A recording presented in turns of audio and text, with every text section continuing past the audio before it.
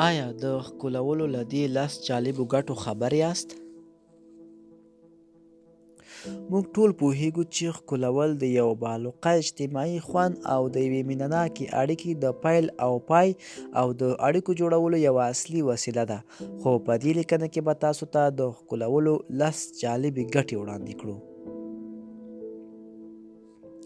لومړی، څېړونکي وایي د ښکلولو په وخت کې ستاسو 30 عضلې ګټې اخیستنې په حال کې وي او دغه له تاسو سره مرسته کوي تر څو خپل بدن کلک او محکم وساتئ. دویم، علمي ریپورټونه وایي ښکلول همدا بدن کې د دوپامینو د زیاتولو لامل کیږي چې په مینه پورې تړلي احساس سره مرسته کوي او په طبیعي ډول تاسو آراموي. دریم، د مغز زیاتې برخې د ژبې شونډو اننګو څخه احساسات ترلاسه کوي. د جمجمې له 12 اعصابو څخه یې 15 اعصابه د خولې له لوري اطلاعات راټولوي.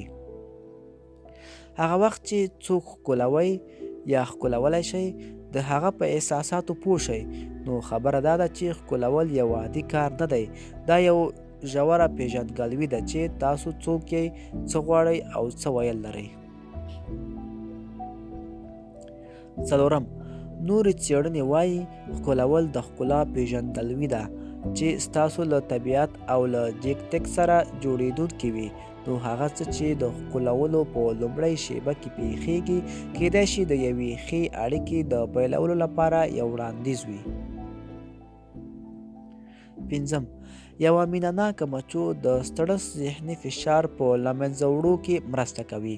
کله چې مچو اخیستل کیږي زموږ غاښونه د خندېدو له حال سره مخامخ کیږي. زموږ د بدن حرکات له دې ځای سره اړیکه لري او دا ناممکنه ده چې څوک خاندي او هغه د سټرس ذهني فشار ولري. او دا هم باید هیره نه کړو چې کله موږ مچو اخلو زموږ عضلات او سترګې ستنېږي او آرام حالت ته ورستنېږي. شپږم، شاید دې ته متوجه شوي یاست چې ښکلول د زړه پمپ کول لامل کیږي او دا ښه ده.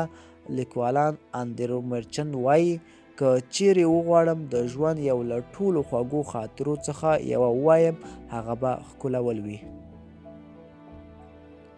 د زړه ضربان زیاتوالی د دې لامل کیږي چې په رګونو کې د وینې جریان تیز شي.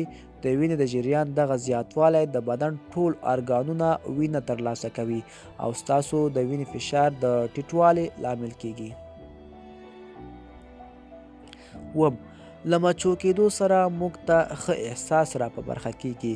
پوهان وایي د انسان جوړښت داسې دی چې د یوې مچو په اخیستلو سره بلې د اخیستلو انتظار کوي. کله چې موږ د ښکلولو په حال کې یو زموږ د غاښونو په مخ کې یو ډول کیمیاوي مواد ترشح څاڅکي کیږي چې دا دې لامل کیږي چې بلې مچو ته هم تمام پیدا کړو. اتم، که چیرې وغواړئ نیم کیلو وزن کم کړئ د دې کار د ترسره کولو لپاره باید 3000 کالوري انرژي وسوځوئ. د دې پر ځای چې په یوه مچو واخلئ چې دا د بدن میتابولیزم لوړ بیایي او د دې لامل کیږي چې په بدن کې هوړ مواد وسوځوي. د دې کالورۍ د سوځېدو په ښکلولو پورې اړه لري، مګر ویلی شو چې په منځني کچه په هرو 10 دقیقو کې 10 کالورۍ مصرف کیږي.